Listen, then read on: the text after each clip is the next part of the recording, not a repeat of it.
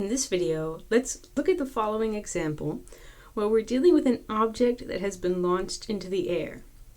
We're going to set up this example and then we're going to ask 5 different questions about this scenario. So we have an object that's been launched into the air and we're using the letter T to represent the number of seconds that have passed since the launch was initiated. And we're using the letter Y to represent the object's height above the ground in the units of feet. Now suppose that the height at any given time can be calculated using the following quadratic equation. Y is equal to negative 16t squared plus 30t plus 2.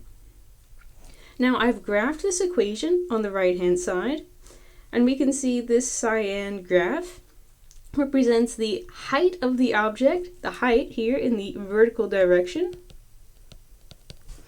with respect to the passage of time. And so we can notice a couple of things about this just from the graph. First of all, when no time has passed, here when time is equal to 0, the object's initial height, the height at the start of the object's movement, seems to be around 2 units. So let's just mark that. Here, 2 feet at start.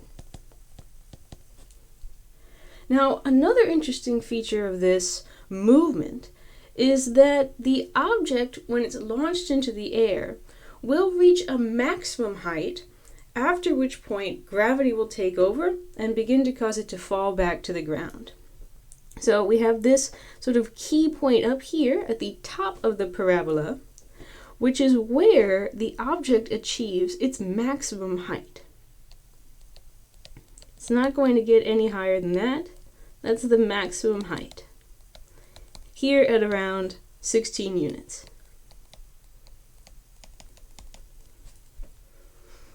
Now, this maximum height is achieved at a time which looks like is somewhere around time 1. The maximum height of 16 units is achieved somewhere around time t equals 1.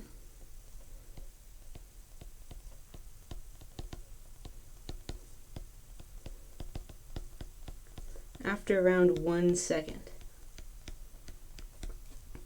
And another interesting feature of this graph is this moment at the end of the object's journey where it falls back down to the ground.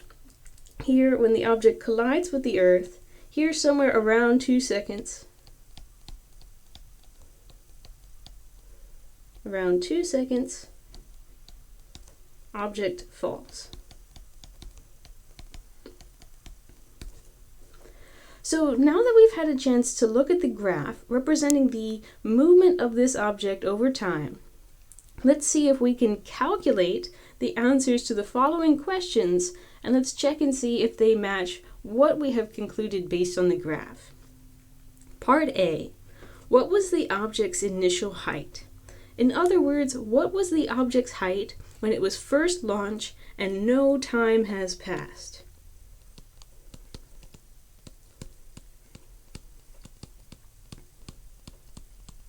In other words, since we're using the letter T to represent the amount of time that has passed, no time has passed would indicate T equals 0. 0 time has passed once we're looking at the object's initial height. That's the key word in this question. They say, what was the height? What was the height? And those keywords are indicating that they want to know what is the Y. What is the Y value, in particular, associated with this time t equals 0, corresponding to the keyword initial? So what we can do is we can take our given quadratic equation, plug in the given value of t equals 0, and calculate the corresponding value of Y. So here's our equation.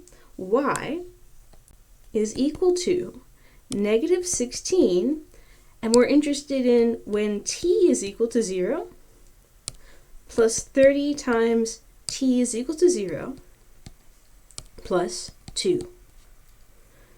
So the Y value corresponding to t equals 0, the initial height is equal to 0 plus 0 plus 2, or y equals 2 feet. Now let's check. Looking back at the graph that we created, this matches up exactly with what we concluded looking at the graph. When no time had passed and the object was first being launched, we saw that it was being launched from a height that looked like it was around 2 feet. And we've confirmed that with our calculation. Okay, part B. How long did it take for the object to reach its maximum height? How long? So the keywords "how long" here are indicating to me that they're interested in knowing the time. They want to know the t value. How long? All right, which t value are they interested in? They are interested in the t value corresponding to the maximum height. Now this word maximum is really important.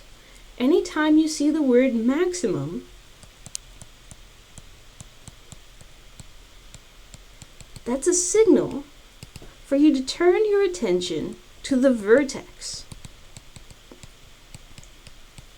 Because the vertex is the location on the parabola that is either higher than any other point or lower than any other point. All right, how long did it take for the object to reach its maximum height? Let's go into our equation and let's do some calculation of the vertex.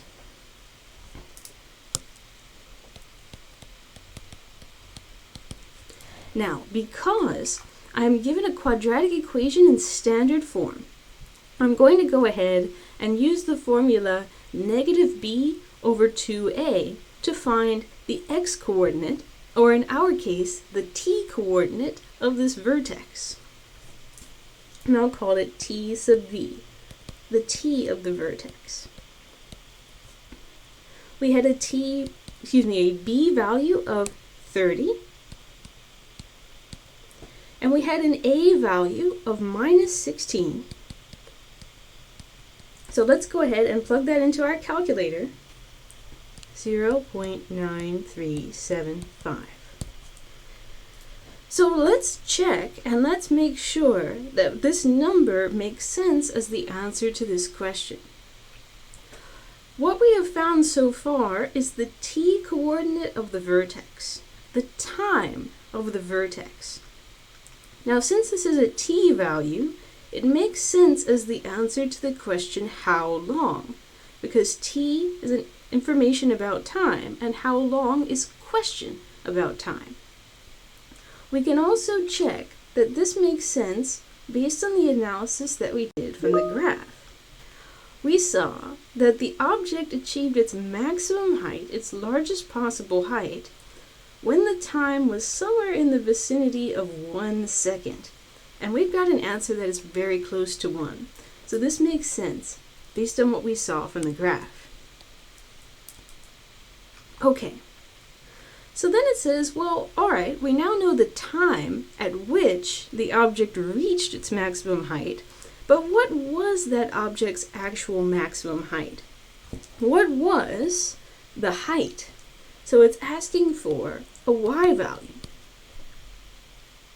In particular, once again from this keyword maximum, which is signaling to me to find the vertex, if I put this information together, looking for the vertex, looking for a y value, we need to find the y value corresponding to the vertex, the object's maximum height. Now to do that, let's take the time corresponding to the maximum height, the t of the vertex, and let's plug that into our equation to find the y coordinate. So we have -16, 0.9375 squared, plugging in that t value, plus 30, 0.9375, plugging in that t value, plus 2. All right, let's run that up on the calculator.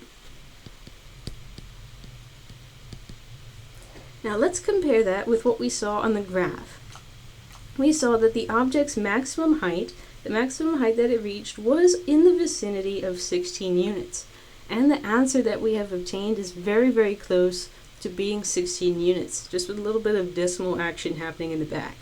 So this does make sense based on our analysis from the picture. All right, when did the object fall to the ground? So the keyword when is also asking about time. When is indicating to us that we should be trying to find a value of t. When? So let's figure out which value of t they're interested in. They're interested in the value of t that corresponds to the moment when the object fell to the ground. Now looking at our graph, this would be the time at which the object's height is 0. Because when the height is 0, the object is on the ground and has fallen to the ground. So I'm anticipating an answer of t is approximately 2 seconds, because that's the moment on this graph when the object's height is 0. When the y value is equal to 0. So let's take our equation, let's plug in y equals 0, and let's try and solve for t. So we have 0 equals negative 16t squared plus 30t plus 2. Now this quadratic equation, in standard form with a 0 on the left-hand side, is totally perfect for the application of quadratic formula. So let's go ahead and let's first find the discriminant, which is equal to b squared, 30 squared, minus 4 times the a value times the c value. So I achieved a discriminant of 1028. So then let's use the quadratic formula.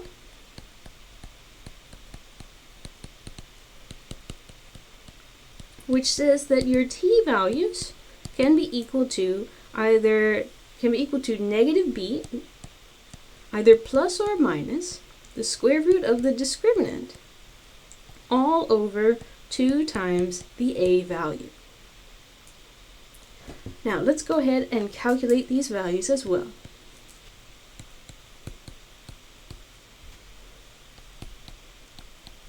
So after plugging these 2 possibilities into the calculator, one calculation for plus and one for minus, I've obtained 2 possibilities for the value of t. One is equal to negative 0.06 and one is equal to positive 1.94. The thing is that a negative time doesn't make sense in this context, because that would be before the object was even launched. So no negative time. And my final answer would be this t value of positive 1.94 seconds. Once again, let's compare that to what we have in the graph. We have the object falling to the ground at around a time of 2 seconds, and our answer of 1.94 is very close to 2. So that checks out.